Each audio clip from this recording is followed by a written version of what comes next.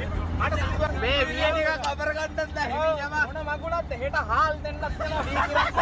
උඹලා දෙන්නගම වාහන වේගෙන් යනවා නිකන් මැරෙන්න ඕනේ නෑනේ මං කලින් ගිහිල්ලා එමින් වඩා ඩෝට් එකට දාන්නේ මේ මම එන්නම් මම පස්සට